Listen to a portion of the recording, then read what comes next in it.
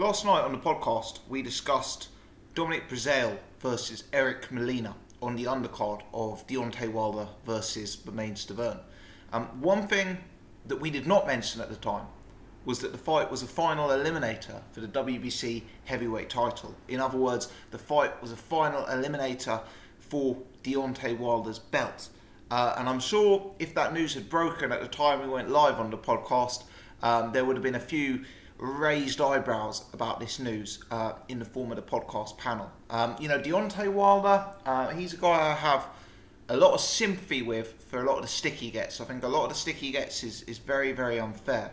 But whether it's the WBC or whether it's his team, they're not making it very, very easy for him when fights like this are mandated to be a final eliminator. Now, normally in these situations, we look at the guy's resume and we say, what have they done to justify such a high ranking? Well, arguably, you could make that argument in this particular case. But in addition to that, if you look at the WBC rankings themselves, I mean, these guys aren't number 1 or 2 or 3. These guys are slightly lower down the rankings than that. So you're kind of not only thinking, what have these guys actually done to deserve their place on the top of the rankings, but also you're wondering why the fighters who are higher up than them in the rankings are being overlooked. Very, very strange to me. Dominic Breazeale is the fighter I expect to win this fight. He's 32, 6'7", 18-1 record, and he's coming off a very, very big win against Izu Ugonu, who is a very, very well-regarded prospect in the heavyweight division. So Dominic Breazeale is the one who, presumably has higher upside. Looking at his resume, controversial wins over the likes of Amir Mansour and Fred Cassie, a win over Izu Ugonu, obviously stepped up to world title level once before against Anthony Joshua and was soundly beaten. Eric Molina also took a big loss to Anthony Joshua in 2016. Subsequent to that, he's come back and he's won a majority decision over a 13-35 journeyman, which is slightly dubious form, let's put it that way. Prior to the Joshua fight, a KO win over Thomas Adamek and a KO win to Deontay Wilder. Now let's just play devil's advocate. Let's say Eric Molina comes out and ices Dominic Breazeale this weekend. Without being critical of Deontay Wilder, you would have to say that Deontay Wilder will then be involved with the two most unpopular rematches in recent heavyweight boxing history. Deontay Wilder versus Eric Molina and Deontay Wilder versus Bermane. That could happen. The WBC have created a situation where that rematch could well be allowed to happen.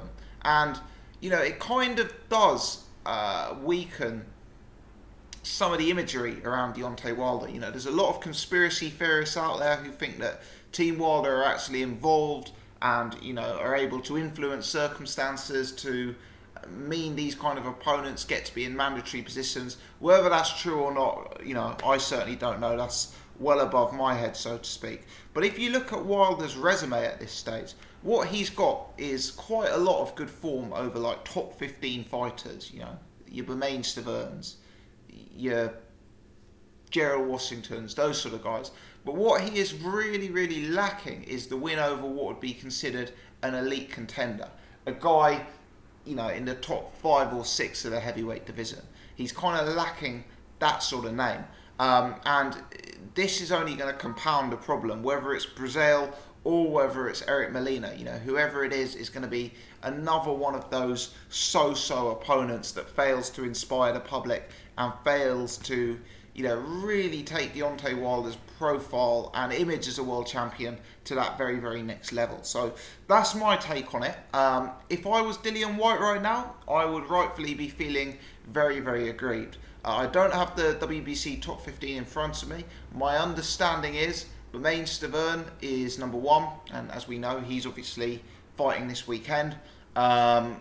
Luis Ortiz is number 2, and as we know, he's apparently serving a drugs ban. And Dillian Whyte is number 3. And Dillian Whyte has just come off a win over Robert Helenius, who is in the WBC top 20 ranking. So you would think, if anything, that Dillian Whyte, having just won one of the WBC minor titles and having just convincingly beaten one of their ranked contenders, would be very much at the top of the list for the WBC when they're considering the next opponent for Deontay Wilder. So, the fact that it's a final eliminator between Breazeale and Molina means Whyte's kind of been overlooked. I mean, they've actually chosen 2 opponents below Dillian Whyte to fight off against each other for that final eliminator place. I'd be very, very interested to hear the logic on why they've done that, and I do think Dillian Whyte has a right to feel a little bit aggrieved. Again, I'm not stating that Dillian Whyte necessarily deserves to be the mandatory or deserves to be the #1 contender.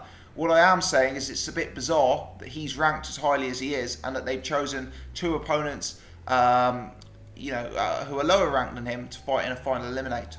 I could make some sense of this if this was an eliminator and maybe the Chisora Caballero fight was an eliminator, because those guys were both ranked, and then the 2 guys could fight against each other, the 2 winners of those 2 fights, to fight Dillian Whyte. And if you created some kind of tournament type scenario, I could understand the logic behind that. But just putting Breazeale and Molina against each other is problematic for me, and it could create a very, very difficult situation, because as I say, if Molina wins, no disrespect to Eric Molina, but who's going to want to see that rematch?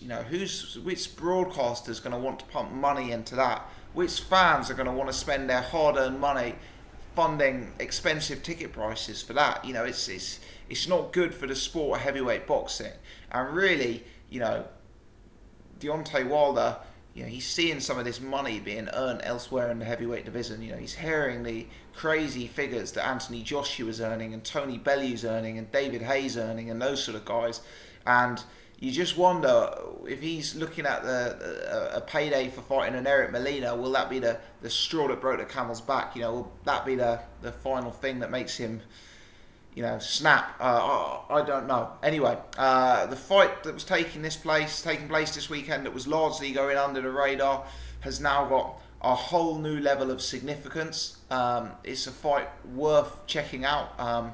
It could actually turn into be quite a good fight, but in terms of, it could be quite a competitive fight. You could see guys being fairly evenly matched, but you just don't see it as a highly skilled matchup. Neither of these guys are great athletes, neither of them are great punchers, neither of them are great technicians, etc.